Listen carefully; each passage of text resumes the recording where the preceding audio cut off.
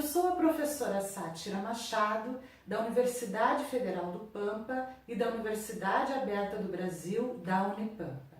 Eu parabenizo os organizadores e organizadoras do 4º Simpósio Internacional Fusão no Cinema, que está acontecendo em São João da Madeira, em Portugal. Eu gostaria de agradecer ao convite do professor Antônio Moreira, da Universidade Aberta de Portugal, para participar do simpósio com a seguinte fala: Cinema e Educomunicação, produção midiática para a cidadania. Eu vou fazer uma breve retrospectiva da inclusão do cinema na educação brasileira, depois vou falar um pouquinho sobre educomunicação e, para finalizar, vou dar 2 exemplos de cidadania comunicativa realizada pelos povos indígenas e pelas comunidades negras no Brasil. O cinema chega no Brasil em 1896. E já com a inauguração do Cinema Soberano no Rio de Janeiro, que era a capital do Brasil na época, as escolas militares, religiosas, os grupos escolares e depois a Escola Nova já incluíram as produções audiovisuais no ensino.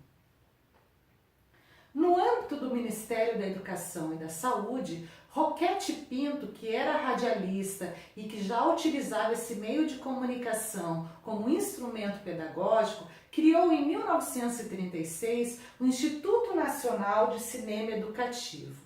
Este instituto fez mais de 400 filmes nas mais diversas áreas do conhecimento até a década de 70, distribuindo para a Rede Nacional de Ensino. Depois da década de 70, muitas organizações não governamentais começaram a estimular o empoderamento da linguagem audiovisual nos ambientes formais e informais de ensino, como, por exemplo, o Cineduc, que é uma entidade carioca que há mais de 40 anos faz formação para a produção cinematográfica no âmbito do ensino. Eu estou em Porto Alegre, cidade onde foi realizado o primeiro Fórum Social Mundial, no sul do Brasil. Aqui a Prefeitura Municipal mantém o programa Alfabetização Audiovisual. Neste programa são realizadas oficinas de formação de professores para a linguagem audiovisual. Também acontecem exibição de cinemas e debates sobre esses filmes, assim como os jovens e as crianças são estimulados a produzirem suas próprias peças audiovisuais.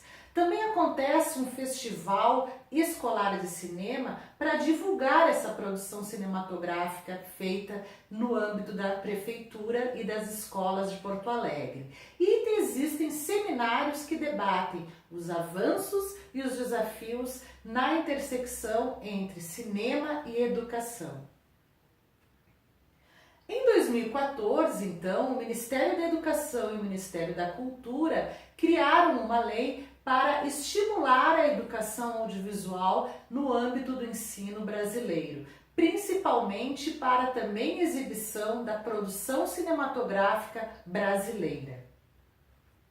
Aqui eu tenho algumas manchetes de 2016 e 2017 que dizem: o milagre do cinema brasileiro, o mercado audiovisual brasileiro cresce em ritmo chinês.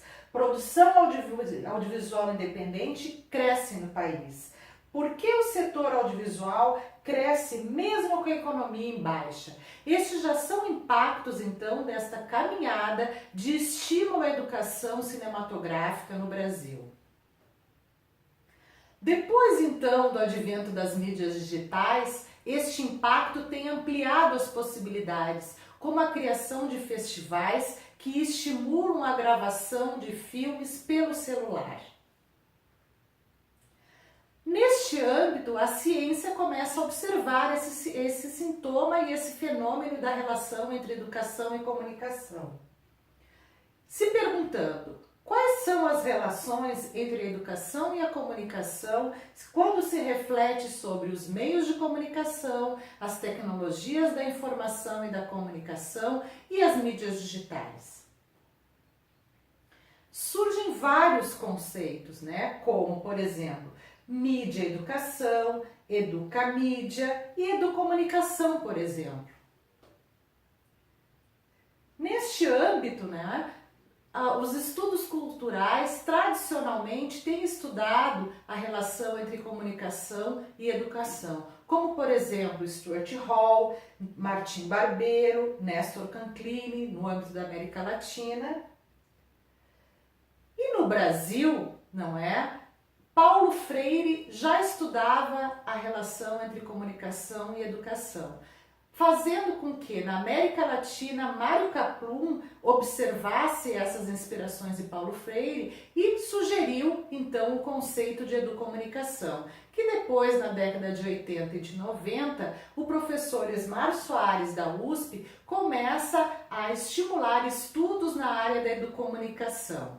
Assim como a professora Denilde Sartori, que trabalha com estudos sobre ecossistemas educomunicativos, e a professora Ângela Schau, em memória, que também estudava a educomunicação e a cultura. Em Portugal também existem reflexões sobre educomunicação, como por exemplo, a partir do professor Esbar tendo ido visitar em 2013 e fazendo diálogos luso-brasileiros sobre educomunicação. Mas o que é educomunicação? Educomunicação tem se estabelecido como um campo de investigação, então a partir do conceito, que observa o fenômeno da relação entre educação e comunicação e identifica áreas de intervenção. Nós aqui então temos as áreas da educomunicação. Uma das áreas é justamente a reflexão epistemológica sobre o conceito de educomunicação, que vai observando o fenômeno e pautando quais são estas áreas. Uma das primeiras áreas identificadas, então, foi justamente a relação entre educação para a comunicação, formação de leitores críticos da mídia. Depois, com a chegada dos computadores, não é, na esfera educacional, se identifica então outra área de intervenção, que é justamente mediação tecnológica nas práticas educativas. Depois, a gente pode também listar outra área, que é a gestão da comunicação nos espaços educativos, que é justamente a formulação de projetos, de programas, de ações que estimulem a criação de um ecossistema educomunicativo nos espaços formais e informais de educação. Com o advento, não é, do acesso e a democratização dos meios de comunicação, principalmente com a chegada dos dispositivos móveis popularizada, nós temos a área da produção midiática que cria autorias nessa produção, tanto de cinematográfica, audiovisual e todas as outras produções midiáticas. Nós temos uma outra área identificada de intervenção, que é a pedagogia da comunicação, que cria métodos de ensino se utilizando da comunicação. No âmbito das artes também aparece a expressão comunicativa pelas artes, onde a educação artística, a arte-educação, também está se apropriando das mídias digitais nas suas questões estéticas. Então, em tempos de convergência das mídias, estas áreas de convergência também se aplicam ao campo da educomunicação, diminuindo as fronteiras entre essas áreas de intervenção. A Unesco da ONU tem pautado as nações dizendo que é preciso formar professores e professores no âmbito da alfabetização midiática e informacional como forma de garantia dos direitos humanos.